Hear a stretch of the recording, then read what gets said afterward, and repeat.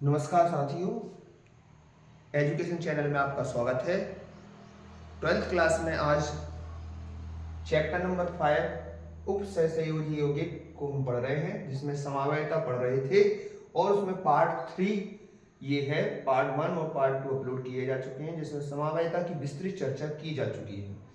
आज हम हाइड्रेट समवायता को पढ़ेंगे। इसके पहले की समवायता को मैंने पिछले लेक्चरों में कंप्लीट करा दिया है, तो उसको जरूर पढ़िएगा। इसके बाद इन तीसरे लेक्चर पर जाइएगा पार्ट 3 पर, तो आपको बहुत अच्छा समझ में आएगा। चलिए देखते हैं हाइड्रेट समवायता क्या है। तो हाइड्रेट मतलब होता है जल। तो इस प्रकार की समवायता में जल की जो भूमिका है वो अलग अलग है, इसी कारण से ये समवायता बनती है। हाइड्रेट मतलब जल। तो जल का जो रूप है इसमें अलग अलग दिखाई देगा। कैसे, ध्यान से देखिए। ये एक समकुल यौगिक है और इसके एक ही सूत्र के 3 रूप देखने मिल रहे हैं। इसमें भी जल के 6 अणु हैं, इसमें 5 और 1 6 है, इसमें भी 4 2 6 है। इसमें Cl के 3 अणु हैं, इसमें भी Cl के 3 अणु हैं, इसमें भी Cl के 3 अणु हैं। किंतु लिगेंड की व्यवस्था भिन्न भिन्न है और लिगेंड की व्यवस्था भिन्न भिन्न होने के कारण इनके 3 समवायी देखने मिल रहे हैं। जल की भूमिका देख सकते हो आप। H2O की इसमें 6 हैं लिगेंड के रूप में, इसमें लिगेंड के रूप में 5 है, इसमें लिगेंड के रूप में 4 है। और बाहर इसमें 1 अणु है, इसमें 2 अणु है। ये क्रिस्टल जालक में उपस्थित है। बाहर आयनिक क्षेत्र कह सकते हैं। क्रिस्टल जालक में उपस्थित जल के अणुओं की संख्या डिफरेंट है। तो ये समवायता तभी उत्पन्न होती है जब जल लिगेंड के रूप में अलग अलग उपस्थित होता है।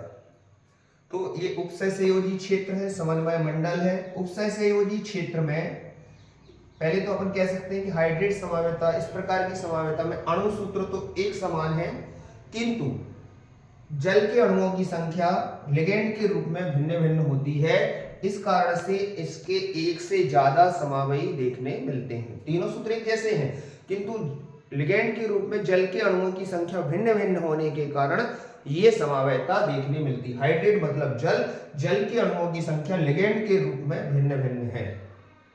तो हम यहां कह सकते हैं इस प्रकार की समवायता में अणु सूत्र तो एक समान होते हैं, किंतु अणु सूत्र तो एक समान होते हैं,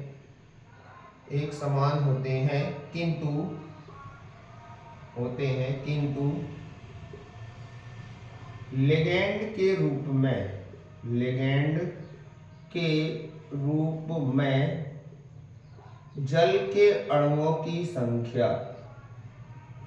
जल के अणुओं की संख्या भिन्न भिन्न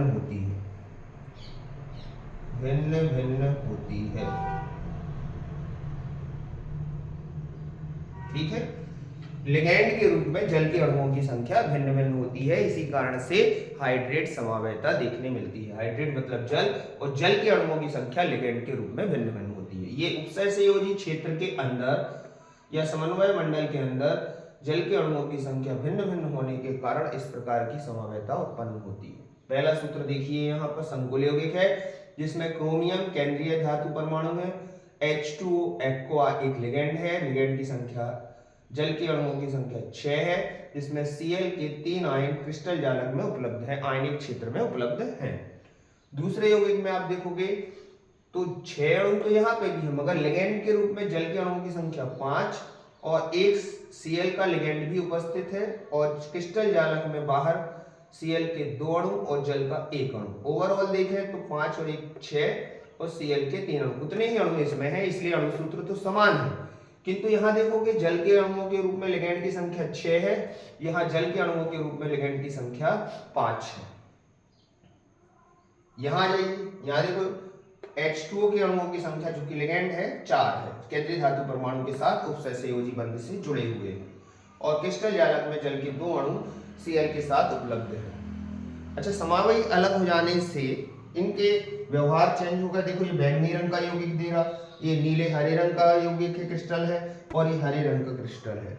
तो जब जल के अणुओं की संख्या लिगेंड के रूप में भिन्न भिन्न होती है तो इस प्रकार की समवायता को हाइड्रेट समवायता कहते हैं। इसमें जल के 6 अणु केंद्रीय धातु परमाणु क्रोमियम के साथ उपसहसंयोजी बंध से जुड़े हुए हैं। इसमें जल के 5 अणु केंद्रीय धातु परमाणु के साथ और Cl का 1 अणु केंद्रीय धातु परमाणु के साथ उपसहसंयोजी बंध से जुड़ा है। इसमें जल के 4 अणु केंद्रीय धातु परमाणु क्रोमियम के साथ और Cl के 2 अणु केंद्रीय धातु परमाणु के साथ उपसहसंयोजी बंध से जुड़े हुए हैं। इस प्रकार जब जल के अणुओं की संख्या लिगेंड के रूप में भिन्न भिन्न होती है और वो उपसहसंयोजी बंध से जुड़े होते हैं तो इस प्रकार की समवायता को हाइड्रेट समवायता कहते हैं। हाइड्रेट मतलब जल से संबंधित है। तो उपसहसंयोजी क्षेत्र के अंदर जब जल के अणुओं की संख्या अर्थात लिगेंड के अणुओं की संख्या जल के रूप में भिन्न भिन्न हो तो इसे हम हाइड्रेट समवायता कहते हैं। तो आई होप सबको हाइड्रेट समवायता समझ में आ गई होगी। हाइड्रेट अर्थात जल और जल के अणुओं की संख्या जब उपसहसंयोजी क्षेत्र के अंदर, ये पूरा उपसहसंयोजी क्षेत्र के अंदर लिगेंड के रूप में भिन्न भिन्न हो 6, 5, 4। अब इससे मतलब नहीं है कि ये कम हो रहे हैं, कम नहीं हो रहे, बाकी के अणु बाहर लिखे हुए हैं। देखो ये 5 और एक 6 तो अभी भी है, यानी कि 4 और 2 6।